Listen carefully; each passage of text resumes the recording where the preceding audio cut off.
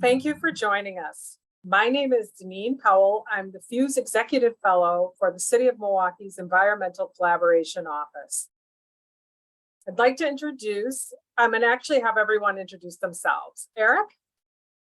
Hello, I'm Eric Schambarger, Director of Environmental Sustainability for the City of Milwaukee, and I lead the Environmental Collaboration Office. Great to be here. And Mandy. Hi, my name is Mandy McAllister. I'm the founder of Hummingbird here in Milwaukee, and I've been on the Education and Outreach Work Group. Thank you. The City of Milwaukee's Office of Environmental Sustainability hosted a Climate and Equity Plan Town Hall meeting at the end of October. We weren't able to answer all of your questions then. We wanted to make sure that your questions were answered, so we're spending time with Eric today. We organized your questions into two parts. In this first part, we'll answer your question about funding and implementation, as well as questions relating to commercial buildings, housing, and more. Let's get started with funding and implementation. During the Town Hall Inflation Reduction Act, the Inflation Reduction Act was mentioned as a source of funding for the Climate and Equity Plan. Who delegates those federal dollars, and how will we make sure that Milwaukee gets its fair share of these funds? Eric? It's a great question. So we're really excited that this plan can become a reality thanks to the fact that Congress and President Biden passed the Inflation Reduction Act and the Infrastructure Investment and Jobs Act, the IIJA, to provide funding for just these kinds of programs. So ultimately, Congress established how the funds can be used, and there's many different programs bundled into those bills. Some of it includes grants to nonprofits and environmental justice organizations, and some will come directly to cities that has to be applied for. And some other pieces will flow through the state of Wisconsin. And lastly, there's tax credits that people can apply directly for. So there's not one, but many funding buckets in that infrastructure bill. And so we have to do a number of things. One, we have to get our climate plan adopted, so it shows we have a plan so we can make grant requests for those funds and under the appropriate programs. Two, we need to actively work with the state of Wisconsin to make sure they are allocating funds to cities. And then lastly, we need to educate property owners and residents about these opportunities, particularly for the tax credits, so that they know they're out there. I think there's a lot of people that may have heard about this, but are really going to need to have outreach from the city and like-minded partners to tell them about the opportunities.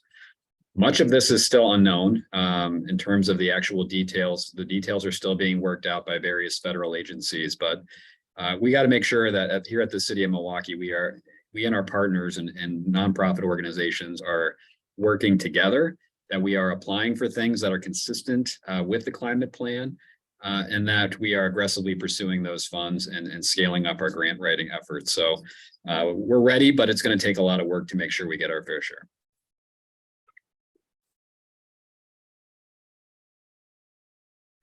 Thanks, Eric. So you mentioned the approval and opportunities. You talked about this during town hall, but can you briefly mention again how the plan will actually be implemented? Yes, so there are certain parts of the plan that we are already starting work on. For example, the green and healthy home strategy, which involves combining energy efficiency and lead abatement.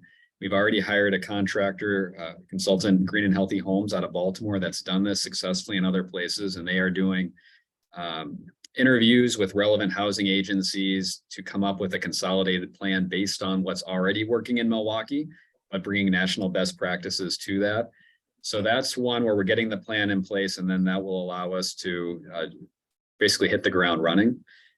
There's other things like electric vehicle infrastructure, where we've already started preliminary planning, and we're starting to go after grants and things like that. So when there's funding ready to go, when we have plans ready to go, we can start implementing.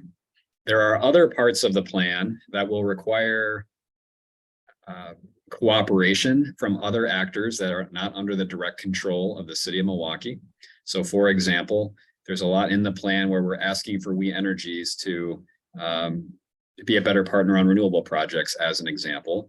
And so that kind of thing is going to require persuasion, but also activity on the city's part to make sure we're advocating in the right venues at the Public Service Commission and things like that to try to push them in the right direction. But it's going to take two to tango, and we'll need external partners to move these things forward. But having the plan adopted by the council with public support gives us the moral weight to move these things forward. And we're going to have to do that within the confines of tight budget situations locally. But again, knowing that we have these new opportunities with federal funding, I think gives us a good path forward.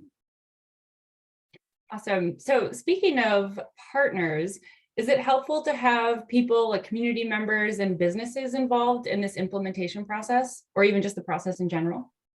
Oh, absolutely. I mean, the input we've gotten from citizen groups, from citizens themselves, the working group members have really contributed to the plan itself. But ultimately, our city is shaped by our residents and our businesses and our government, and we all play unique roles, but we need active participation from everybody to make this vision a reality. And that means homeowners using the programs that the city is creating, or even taking initiative on their own to make their homes greener and more energy efficient. We definitely need business support, especially we have a commercial building strategy regarding energy efficiency, and we need the support of the commercial building sector. We need employers to hire local workers, and we have this vision of being a more equitable, multicultural city where everybody has the same opportunities, and we need employers to be willing to hire people of color from our communities. And so everybody needs to be involved. The plan creates the vision. It creates some government programs, but more importantly, we're hoping that we get buy-in from the whole community on this vision for a more sustainable and more environmentally just city. Yeah, so if there are businesses or nonprofits that are already doing work that aligns with the plan, what would you suggest they do? To fill out the survey, get their program known to you? What do you think? Yeah, absolutely. I think if they can fill out the survey, but then you can also reach out to me. And I think one of the big opportunities, as I mentioned with the Inflation Reduction Act, is there will be money coming for environmental justice groups. And we are willing to work with nonprofits, but we need to have our programs and our plans aligned. So that's where we can do that through conversations, and we can, working together, I think, make a bigger impact. Awesome, thanks. And have you received feedback so far that has already changed the plan? Yes, one piece of feedback that we got was really quite inspiring. It was from the Girl Scouts. It was a troop that, I've seen the Girl Scout presentations, but this crew really did a nice job. And they were talking about sustainable cement and concrete, and that there are certain concretes that use a tremendous amount of energy. And even though the plan doesn't focus on embodied energy as much as direct use of energy, I think because of the energy, and we want to show that young people can make a difference in the future, we're going to try to include that in the plan. And we're really excited to see what they had. We'll put it maybe in the notes. We'll put a link to their video, and hopefully you'll be as inspired as we were. Awesome. Thanks, Eric. So Eric, I have a question about how can suburban Milwaukee County, the communities that surround the city of Milwaukee, support and be a part of this plan? Well, that's a great question. There's a lot of talk about, some of the racial inequities in the city. And I think those are metropolitan issues, not just city issues, but the metropolitan communities can be part of the solution on affordable housing and things of that nature. But they can also need to be part of the solution on sustainability. And the first thing I hope most communities in today's day and age will think about is having sustainability staff, because it takes people to implement this and within the organization. So that's one. Number two, suburban communities can join the Wisconsin Local Government Climate Coalition. So this is a coalition of communities that are like-minded on climate change, that are advocating for the tools at the state level to help us realize our climate goals, but also sharing best practices. And then the third thing is other communities can essentially adopt our climate plan or something very similar, because what we don't need is everybody having to constantly reinvent the wheel on what climate action is. There's a formula, and that most cities are following the basic formulas of energy efficiency and looking at transportation solutions. So there's a lot of piggybacking that they can do in adopting similar programs to what we have, and we're happy to share our best practices. But again, hoping to build the community of practice of sustainability professionals in communities throughout the state. It's excellent. Thanks, Eric. Let's move on to the questions that we received that relate to the commercial building energy benchmarking and new net zero energy homes proposals. The first question comes from a residential contractor considering branching into the small to medium commercial market for energy efficiency. What would you recommend we tell commercial firms to prepare for the benchmarking and other changes? And what commercial energy financing options should we be looking at to support projects that are under $100,000? So since 2016, we have been part of the National Better Buildings Challenge, which has been a voluntary leadership program for commercial buildings to do energy efficiency voluntarily. So what that entails is tracking your energy use and using a free online tool called EPA Portfolio Manager. So that's the basic thing, is you can't manage what you don't measure. And so we want people to start measuring their energy use and benchmarking their buildings against other communities. And that can be done right now, even without a formal city policy. And we want to be able to provide resources for people to do that and get used to doing that benchmarking. So that's number one.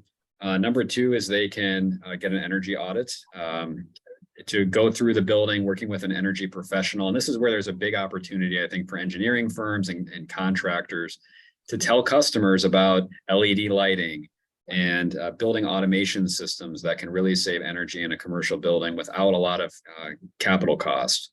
To deeper things like solar panels and battery storage. All of these things create local business opportunities for contractors and can drive long-term operating savings for real estate professionals.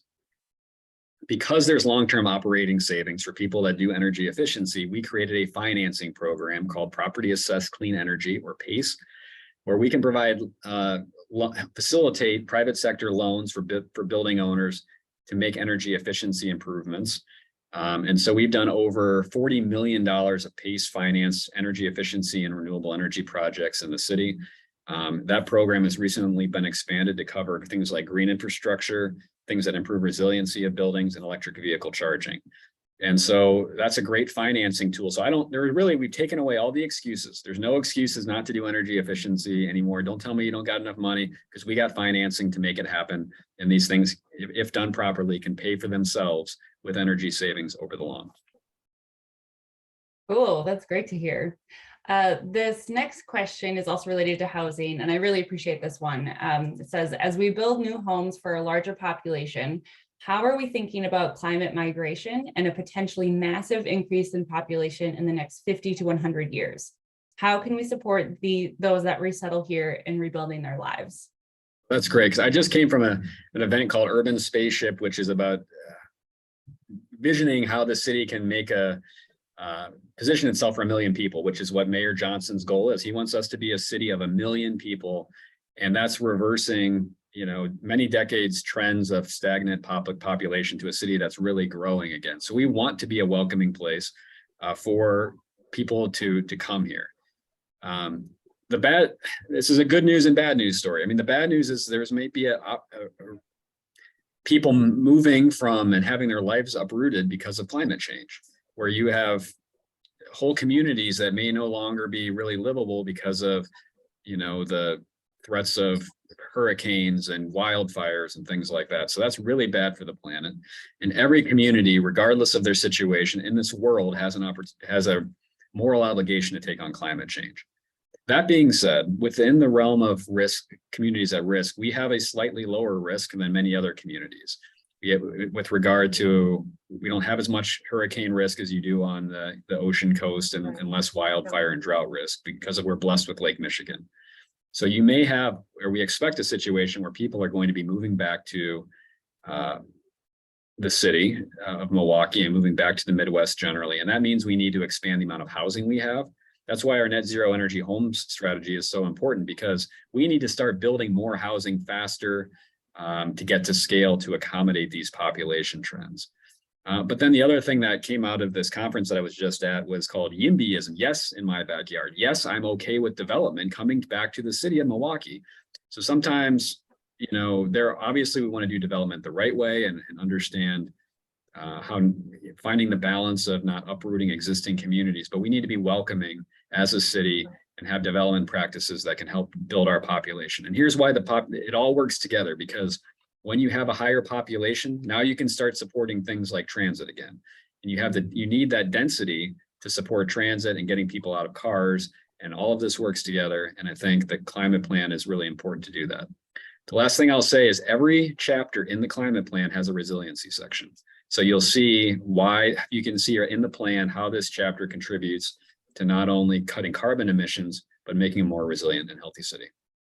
Awesome. And the new net zero home proposal, that addresses the affordability of housing too, right?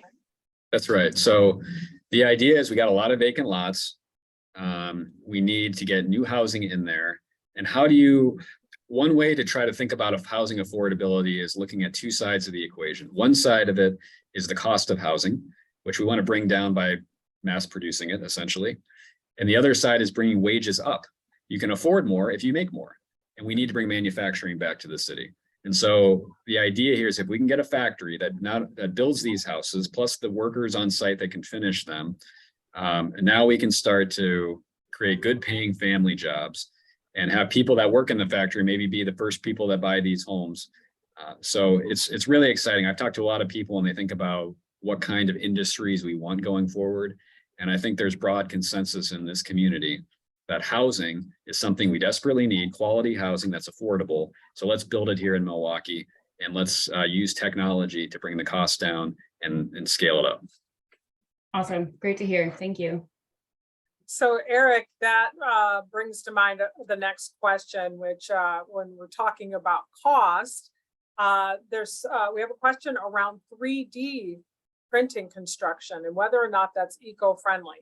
But let me also just piggyback on that one, because there's two questions basically in this. And the second part of that question is it legal in Wisconsin and in the city of Milwaukee to use 3D printing construction?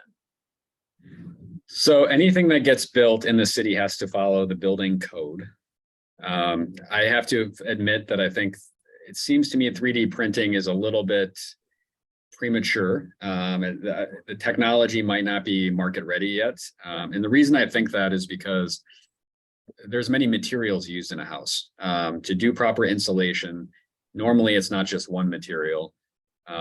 So I think there's other ways to use technology to get to scale, whether that's modular or what's called a panelized construction of homes. That being said, we are always open to innovation. And as the technology matures, there might be a room for 3D printing. But the other thing that's going to be important with 3D printing is the type of material that you're using. And I think that remains to be seen. So that's an it depends question, answer to a question, but it's something that we'll keep an eye on for sure. Thanks, Eric.